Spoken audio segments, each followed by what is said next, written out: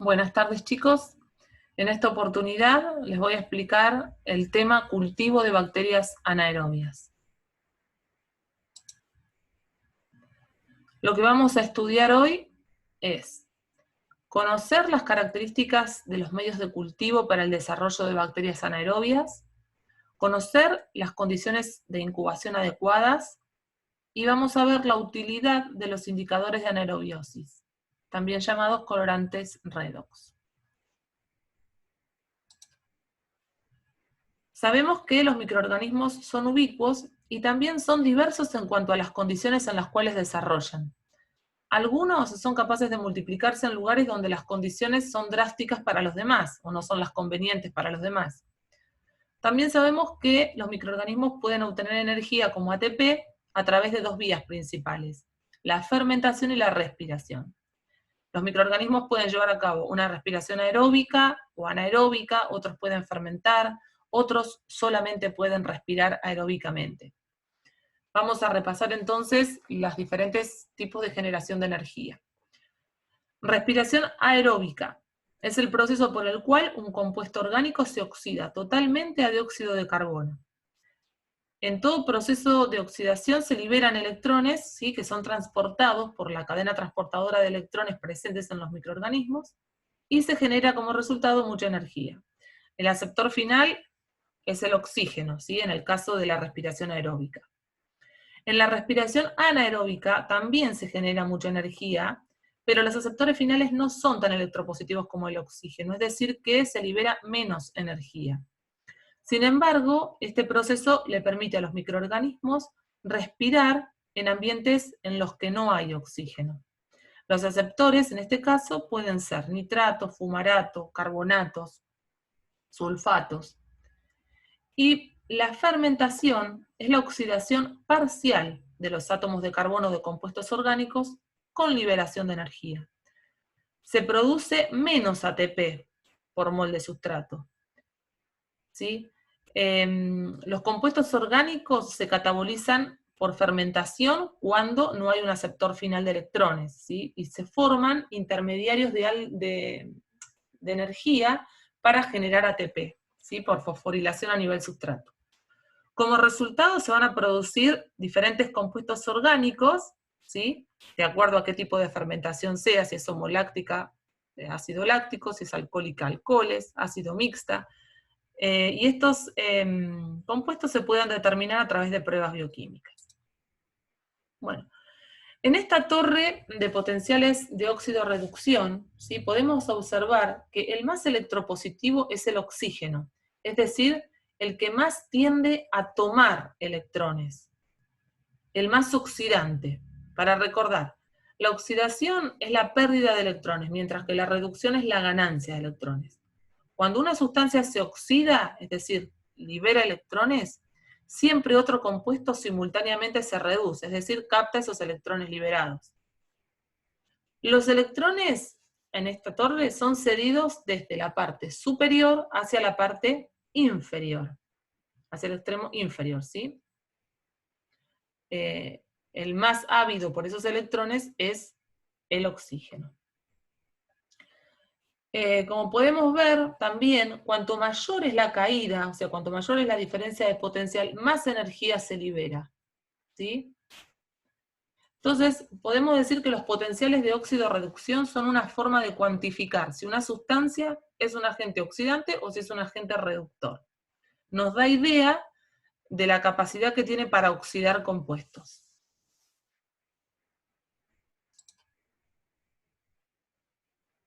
Bueno, según los requerimientos de oxígeno que tengan los microorganismos, los podemos clasificar en aerobios y anaerobios, ¿sí? Dentro de los aerobios tenemos a los aerobios obligados o estrictos, ¿sí? Estos microorganismos solo crecen en presencia de oxígeno, la tensión de oxígeno que necesitan es del 21%, ¿sí?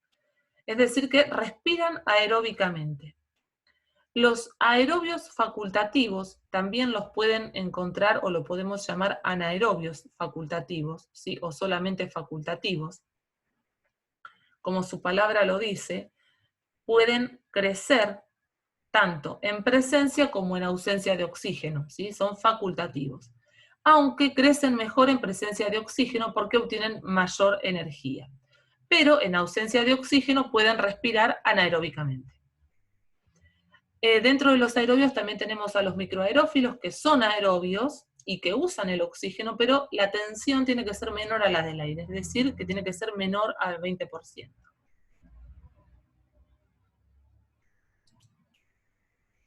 Después tenemos a los anaerobios, ¿sí?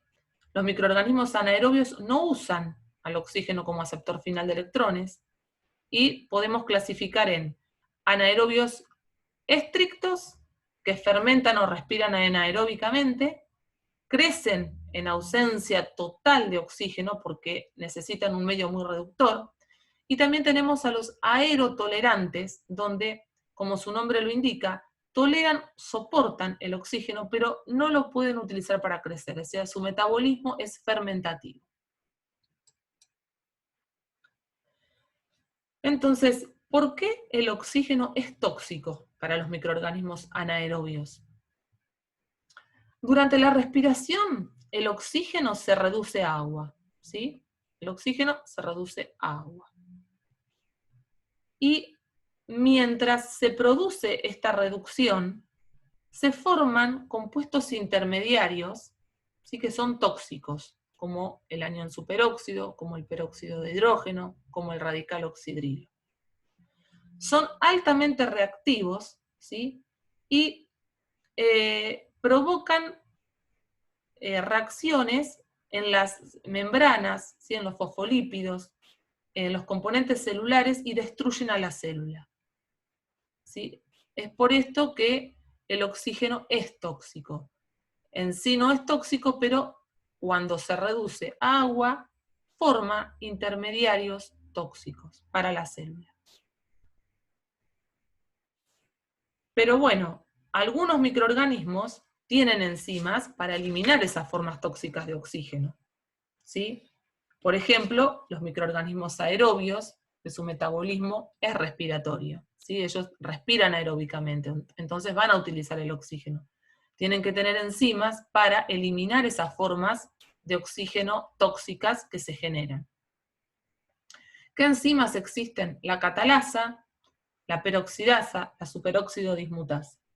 La catalasa y la peroxidasa realizan la misma reacción, pero la peroxidasa requiere la presencia de un reductor como el NADH para originar agua como producto y no se genera oxígeno, ¿sí? Y la superóxido dismutasa elimina la forma del anión superóxido y lo transforma a peróxido de hidrógeno, entonces después vamos a necesitar que actúe la peroxidasa o la catalasa para eliminar el peróxido de hidrógeno. Entonces, de acuerdo a cómo estas enzimas se distribuyan en los microorganismos, ¿sí? Estos van a ser capaces o no de eliminar las formas tóxicas generadas por el oxígeno. Entonces, por ejemplo, los aerobios y los anaerobios facultativos que pueden respirar aeróbicamente y anaeróbicamente, si en el caso de los facultativos hacen las dos cosas, tienen que tener la catalasa y la superóxido dismutasa.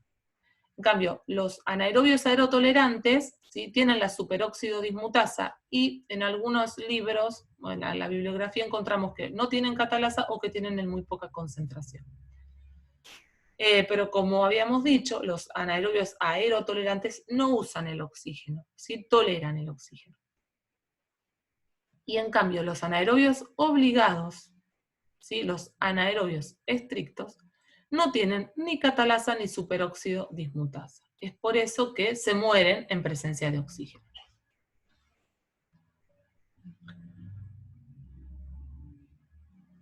Bueno, vamos a ver ahora entonces dónde están distribuidos, dónde podemos encontrar a estos microorganismos anaerobios. Como dijimos hace un ratito, el oxígeno es electropositivo, es decir, que oxida. Mientras que oxida, él se reduce, es decir, toma los electrones. Por eso, en lugares donde hay mucho oxígeno, el potencial redox es alto y es positivo. En cambio, el potencial redox bajo está relacionado con la ausencia de oxígeno, ¿sí? La presencia de oxígeno es incompatible con potenciales de redox bajo.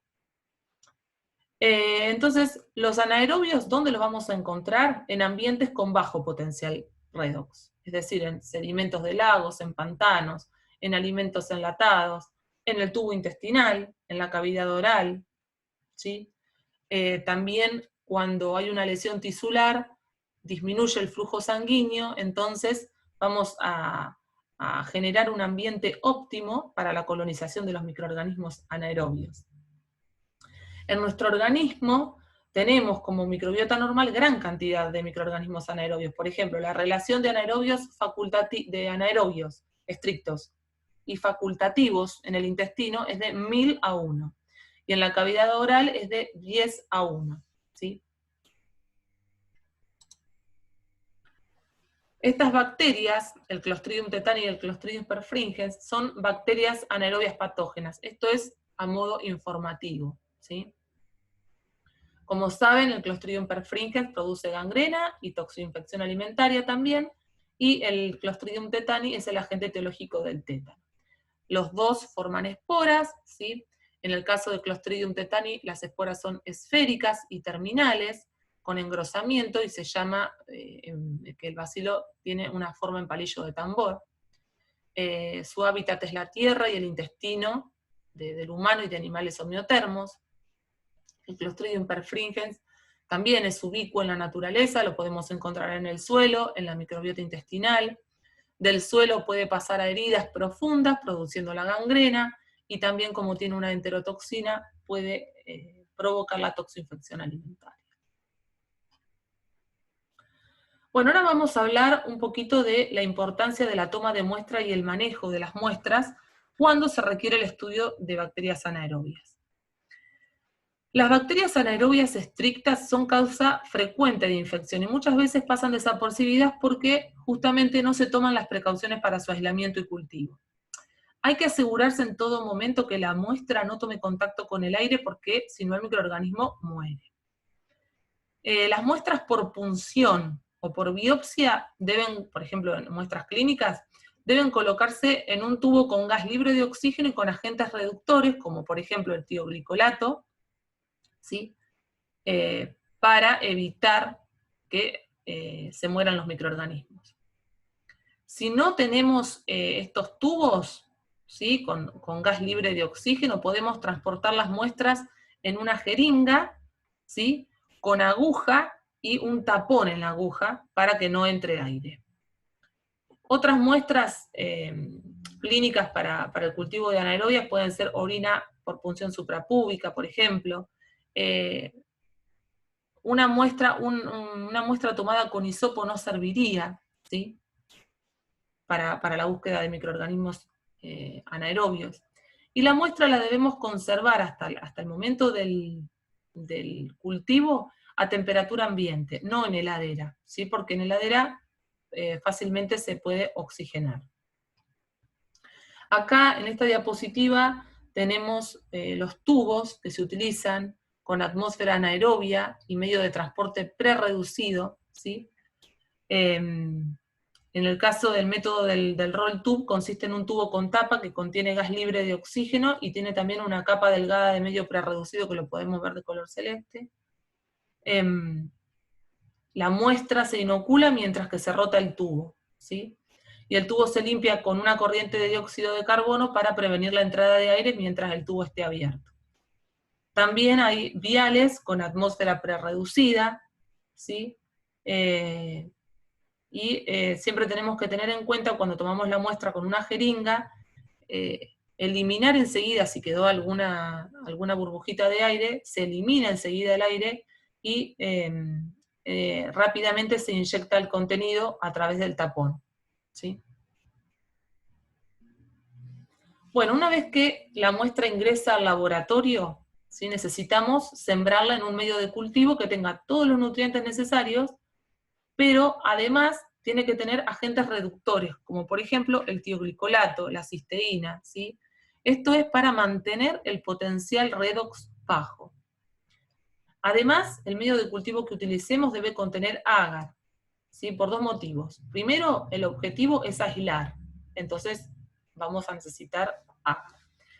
Y por otro lado, el medio con agar evita la redisolución del oxígeno. ¿Sí? Un medio líquido por allí se redisuelve más rápido que un medio con agar. El medio de cultivo, para el cultivo de anaerobias, también tiene un colorante redox, ¿sí? Un indicador redox. En este caso es la resarsurina, el indicador, y nos va a indicar la presencia o no de oxígeno en el medio de cultivo. El medio de cultivo que utilizamos en el trabajo práctico se llama medio tioglicolato, ustedes tienen la composición en la guía, no hace falta que se sepan todos los ingredientes, sino las características del medio, ¿sí? Y la siembra la vamos a realizar por la técnica del agar volcado, en este caso particular. Algo para tener en cuenta antes de utilizar el medio de cultivo es la regeneración del medio de cultivo, ¿sí? Ustedes van a recibir un medio de cultivo de este color, el medio tioglicolato tiene color caramelo, ¿sí? Si ven el medio de cultivo de color rosado, quiere decir que hay oxígeno en el interior del medio de cultivo, ¿sí? Y está rosado porque se le adicionó, si el medio de cultivo tiene adicionado un colorante, un indicador redox, ¿sí? Que cambia de color en presencia de oxígeno, es decir, en presencia de oxígeno se va a ver rosa, ¿sí? Y en ausencia de oxígeno incolora, es decir, que el medio de cultivo para utilizarlo vamos a tener que verlo de color caramelo, ¿sí? A lo sumo podemos llegar a ver una pequeña cantidad de resarsurina en la superficie, ¿sí? Un anillito rosado, que nos va a estar indicando que el oxígeno entró hasta ese punto y no más abajo. Si vemos que todo el medio de cultivo se torna rosado, quiere decir que el oxígeno está en todo el medio de cultivo y por lo tanto no vamos a poder utilizarlo de esa forma, ¿sí? Para el cultivo justamente de bacterias anaerobias. ¿Qué hacemos si nuestro medio de cultivo está así, todo rosado? Tenemos que regenerarlo. ¿Para qué? Para eliminar el oxígeno disuelto. Lo tenemos que desoxigenar. ¿Cómo se hace? Se coloca el medio en una ollita a baño María, ¿sí? Durante 20 minutos para eliminar el oxígeno que está presente dentro del medio. ¿Cómo nos vamos a dar cuenta? Porque el medio de cultivo se va a tornar otra vez de color caramelo. Luego se deja enfriar y realizamos la siembra. Bueno.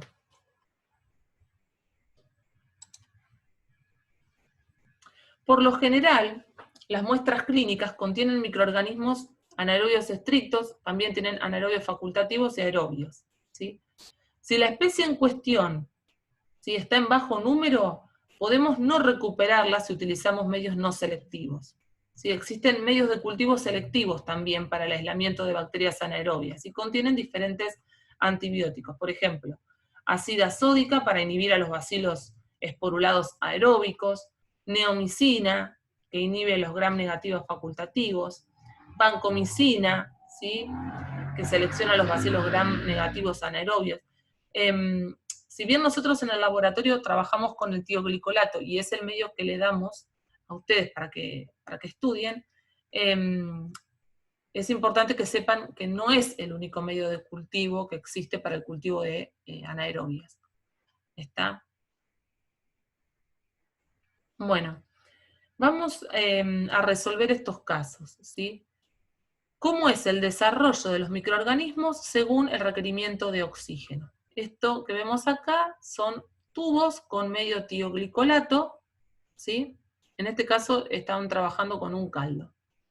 El colorante redox es la resarsurina, ¿sí?, que nos va a estar indicando la penetración del oxígeno en el medio de cultivo, ¿sí? Y el tioglicolato es el agente reductor, el que va a mantener el potencial redox bajo. Entonces, en el tubo número 1, fíjense que el desarrollo bacteriano está bien en la superficie, sobre la resarsurina, bien en la superficie. Entonces, decimos que el microorganismo que está desarrollando es aerobio estricto, solamente desarrolla allí. En el segundo tubo, los microorganismos desarrollan en el fondo del tubo, ¿sí? No crecen en la superficie. Entonces, Estamos refiriéndonos a un anaerobio estricto, ¿sí? No puede vivir en presencia de oxígeno. En el tercer tubo vemos el desarrollo en todo el tubo, tanto en la superficie como en toda la superficie del tubo. Pero si se fijan, sobre la superficie de la resalzurina hay más cantidad de microorganismos. Esto es porque los anaerobios o aerobios facultativos, ¿sí? Producen más energía, ¿sí? Respirando aeróbicamente. Por eso es que desarrollan aquí arriba. El cuarto tubo crecen un poquito más abajo de donde está la resalzurina, ¿sí? Que nos indica hasta dónde penetró el oxígeno. Son los microaerófilos. ¿Se acuerdan que los microaerófilos necesitaban una tensión de oxígeno menor a la ambiental, menos al 20%? Y el tubo número 5 es un anaerobio aerotolerante. Desarrolla en todo el tubo, ¿sí? Tolera al oxígeno, pero no lo utiliza. Bueno, en esta diapositiva es prácticamente lo mismo, pero es un cultivo real. Entonces, en el tubo número 1 tenemos a los aerobios estrictos, en el tubo número 2 a los anaerobios facultativos, el tubo número 3 aerotolerantes y el tubo número 4 anaerobios estrictos. Y en la foto de abajo se representa lo mismo, sí, pero en un solo tubo, como están distribuidos los microorganismos según el requerimiento de oxígeno. Bueno, hasta acá vimos cómo debe ser el medio de cultivo y las condiciones de la siembra de los microorganismos anaerobios. Ahora vamos a ver cuáles son las alternativas para incubar esos medios de cultivo, ¿sí? Esto va a depender un poco de las exigencias del anaerobio, ¿sí? Si es estricto o no. Las condiciones de incubación son muy importantes, porque si no incubamos en condiciones de anaerobiosis, no vamos a obtener, por ejemplo, el desarrollo de un anaerobio estricto. Entonces, tenemos que ver la manera de eliminar el oxígeno del medio inmediato a las bacterias, ¿sí? Es decir, ¿cómo eliminamos el oxígeno para incubar esas cajas? Lo podemos hacer de diferentes maneras, usando, por ejemplo, pirogarol en medio alcalino. El pirogarol absorbe el oxígeno, ¿sí? Oxidándose en presencia de hidróxido de potasio a compuestos quinólicos de color violeta.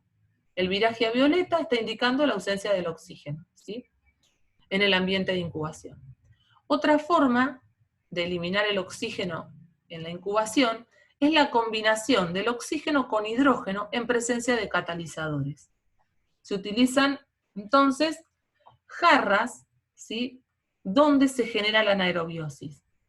El oxígeno se va a eliminar por reacción con el hidrógeno formando agua, ¿sí? Y queda una atmósfera rica en hidrógeno. Estas jarras usan catalizadores, y tenemos la jarra de Breuer, que utiliza catalizadores de platino-paladio en caliente por pasaje de una corriente eléctrica, y las jarras Gaspac, que utilizan catalizadores en frío, ¿sí? Son bolitas de alúmina cubiertas de paladio. Existen diferentes marcas en el mercado, ¿sí? También tenemos Oxoid, ¿sí? Bueno, Gaspac, Oxoid, Breuer. Las que utilizan el catalizador en frío son mejores porque no hay riesgo de explosión. Y hay que tener en cuenta también que el catalizador puede ser inactivado por el metabolismo de las bacterias del sulfídrico, es decir que conviene ser reemplazado por uno nuevo cada vez o reactivarlo por calentamiento a 160 grados durante 2 horas. Bueno, en estos sistemas, o sea, en las jarras, ¿sí? Las condiciones anaeróbicas se producen o bien utilizando un sobregenerador descartable o mediante la técnica de evacuación-reemplazo. La técnica de reemplazo del oxígeno por gases inertes, en esta técnica se extrae el aire que está dentro de la jarra, ¿sí? Realizando vacío, se lava con una corriente de nitrógeno y luego se llena con una mezcla anaeróbica, ¿sí? Con el 85% de nitrógeno, el 5% de dióxido de carbono y un 10% de hidrógeno. Otra forma es generar hidrógeno y dióxido de carbono a través de un sobre que es descartable, ¿sí? El sobre contiene 2 tabletas, una de ácido cítrico y bicarbonato sódico y la otra de borohidruro de sodio. Son descartables. Estos sobres se hidratan para que comience la reacción. Se hidratan y se colocan en la jarra, ¿sí? Acá tienen la reacción y vemos como producto final que el hidrógeno se combina con el oxígeno y a través del catalizador presente en la jarra se forma agua. Bueno, acá tenemos a la derecha, vemos la jarra, en este caso Gaspac, donde colocamos los cultivos, ¿sí? Con el cultivo de bacterias anaerobias. También tenemos el sobregenerador de hidrógeno, ¿sí? Y además hay una tirita, fíjense, que dice indicador anaerobio. De esto vamos a hablar un ratito más tarde, pero estas tiras se colocan para saber si se llegó o no a la anaerobiosis deseada. Y por otro lado tenemos una lata, ¿sí? Con tapa y con una vela, ¿sí? Algunos cultivos necesitan una concentración, además de disminuir el oxígeno, de no tener presente oxígeno, necesitan una concentración de dióxido de carbono, ¿sí? De un 5 a un 10%, y esto se genera a través de la vela encendida. Entonces, se colocan las cajas de cultivo, se coloca una vela, se la enciende, se tapa la lata, y cuando se consume el oxígeno, la vela se apaga. Entonces allí dentro nos quedó una concentración de un 5 o un 10% de dióxido de carbono y un 4 más o menos por ciento de oxígeno. En general, esta técnica se utiliza para el cultivo de bacterias microaerófilas. Otra manera de eliminar el oxígeno, ¿sí? Es la utilización o trabajar directamente en las cámaras de anaerobiosis, ¿sí? La cual es una cabina cerrada que permite la manipulación de los cultivos sin riesgo de que tomen contacto con el oxígeno, así como si trabajáramos sobre una mesada. Se realiza vacío con bombas y se reemplaza continuamente el oxígeno por nitrógeno, hidrógeno, argón, alguna mezcla de gases, ¿sí? Esto es bastante sofisticado, no todos los laboratorios tienen una cámara de anaerobiosis. Bueno, hasta acá entonces vimos de qué manera se lograba la anaerobiosis en el medio de incubación, ¿sí? Ahora vamos a ver cómo nos aseguramos de que se generó esta anaerobiosis. Entonces vamos a estudiar un poquito los indicadores de anaerobiosis en el medio de incubación, ¿sí? Los indicadores de anaerobiosis se llaman colorantes redox o indicadores redox, ¿sí? Estos colorantes son reversiblemente oxidados, es decir, con color, y reducidos sin color. Cada colorante se reduce a diferente potencial de oxidorreducción y son ampliamente utilizados para estimar el potencial en el medio de cultivo y en el medio de incubación de los anaerobios, es decir, en las jarras de anaerobiosis o en las cámaras de anaerobiosis. Bueno, en esta diapositiva les muestro, que también la tienen en la guía, ¿sí? Los diferentes indicadores redox. Como vemos, cada colorante tiene un diferente potencial, ¿sí? Este potencial que tenemos acá es el potencial estándar a pH 7, en el cual el 50% de las moléculas están oxidadas y el 50% están reducidas. Vamos a dar un ejemplo.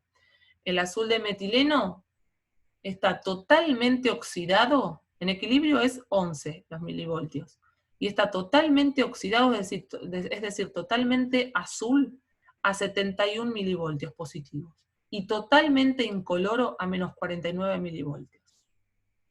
¿Sí? Además, cada potencial se corresponde a una cantidad de moléculas de oxígeno, ¿sí? Esto lo van a tener de datos si es que lo necesitan para resolver algún problema. No se tienen que estudiar de memoria nada, sino saber utilizarlos. Bueno, vamos a analizar el colorante azul de metileno, ¿sí? Por lo que vimos recién, el potencial en equilibrio era de 11 milivoltios. Entonces, a partir de 11, ¿sí?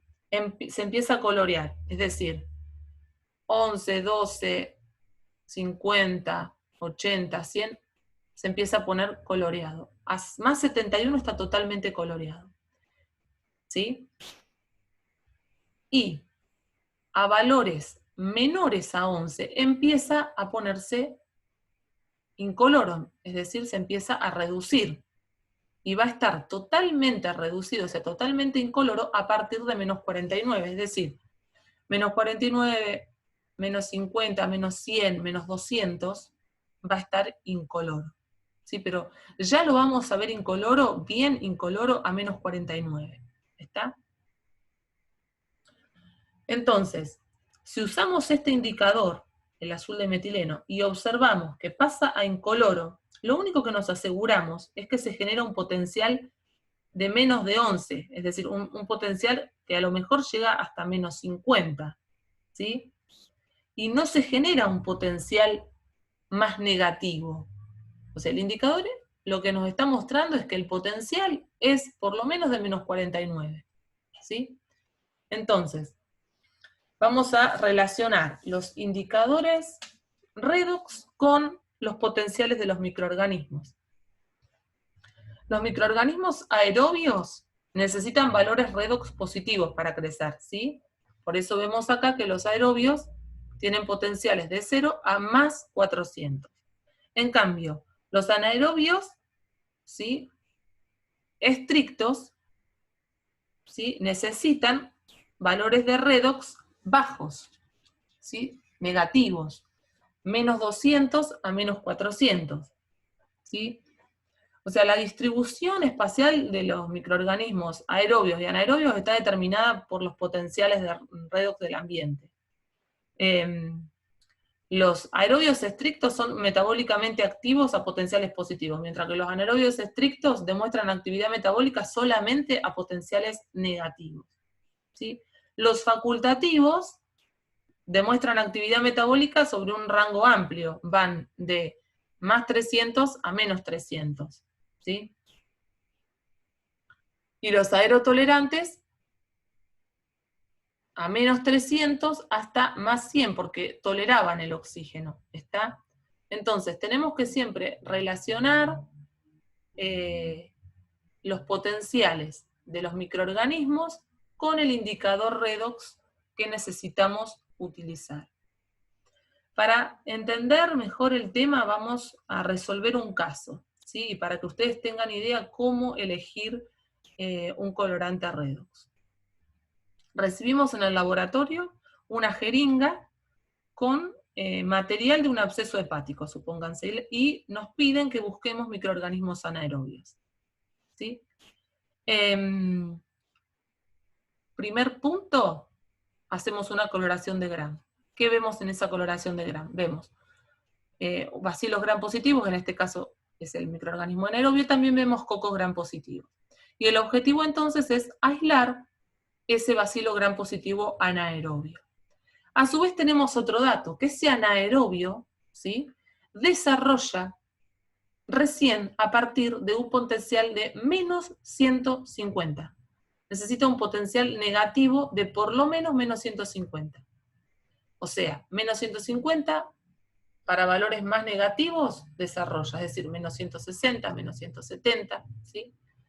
Entonces, ¿qué tenemos que hacer primero? Vamos a sembrar, ¿sí?, la muestra en un medio de cultivo, por ejemplo, el tioglicolato. Una vez que la sembramos, le tenemos que dar las condiciones de incubación adecuadas. Por ejemplo, vamos a colocar las cajitas sembradas dentro de una jarra, con el sobregenerador de anaerobiosis, para que se elimine todo el oxígeno. Y vamos a agregar una tirita de un indicador o un colorante redox. ¿Qué tirita agrego? ¿Agrego la tirita del azul de metileno? ¿Agrego la tirita de resarsurina? ¿Agrego otra tira? ¿Cómo la elijo? ¿Qué tengo que tener en cuenta? Tengo que tener en cuenta este dato que nos dan, que es el potencial en el cual el microorganismo anaerobio va a comenzar a crecer. Si yo me tengo que asegurar que se genere una anaerobiosis, ¿sí?, de por lo menos 50 milivoltios. Porque si yo no genero una anaerobiosis de menos 50 milivoltios, a valores más negativos, no va a desarrollar ese microorganismo, ¿sí? Entonces, en esta recta tenemos valores de potenciales de óxido reducción, ¿sí? Menos 150 hacia la izquierda empieza a desarrollar el microorganismo. Entonces, ¿cómo elijo el indicador? ¿Está bien que yo elija un azul de metileno? No, porque el azul de metileno, fíjense si se acuerdan, iba a estar totalmente incoloro, ¿sí?, a menos 49, ¿está? Entonces, yo a menos 49 voy a ver que la tirita ya está incolora y voy a pensar, listo, ya se generó la anaerobiosis, ¿sí? Y en realidad lo único que puedo asegurar yo con la tirita de azul de metileno es que se generó una anaerobiosis que corresponde a un potencial de menos 49. No sé si se generó más anaerobiosis, es decir, si se llegó a un potencial redox más bajo.